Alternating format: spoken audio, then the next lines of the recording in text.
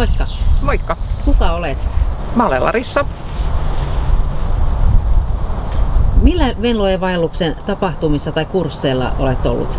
Mä olen ollut ihan peruskursseilla ja sitten deluksella, vaelluksella ja sitten melomassa. Okei. Mitä sä oot tykännyt niistä? Mä olen tykännyt ihan hirveästi, että varsinkin kun on tämmönen ihminen, joka ei koskaan käynyt vaellukselle eikä missään, niin on ollut mulle ihan huippukokemuksia, että suosittelen kyllä kovasti. Pelotti kovasti olla yötä metsässä, mutta sekin meni ihan loistavasti. Ja se oli siellä peruskurssilla, se metsässä yöpyminen? Peruskurssilla oli metsässä yöpyminen.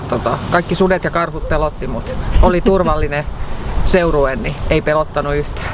Okei. Ja miten se deluxella sitten yöpyminen, niin millainen se oli?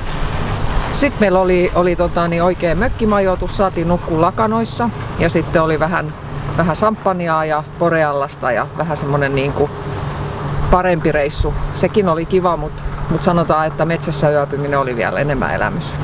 Okei, kuulostaa hyvältä. Ja kenelle suosittelet Venlojen vaellusta?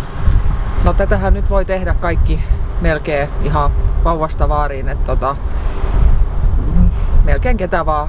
Ja suosittelen etenkin niillekin, jotka on koskaan sitä kokeillut, niin ehdottomasti kannattaa kokeilla, koska se on huima kokemus ja etenkin naisille se on semmoinen rauhoittumisen paikka ja pääsee omiin ajatusten kanssa, mutta sitten pystyy myös muiden naisten kanssa juttelemaan ja jakamaan kaiken näköisiä kokemuksia. Et iltanuotiolla viiniä Siemallessa oli oikeinkin mukava.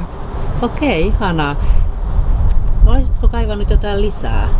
No en kaipaa kyllä mitään lisää. Siellä oli ihan kaikkia paljon enemmänkin, mitä mä ikinä toivoisin.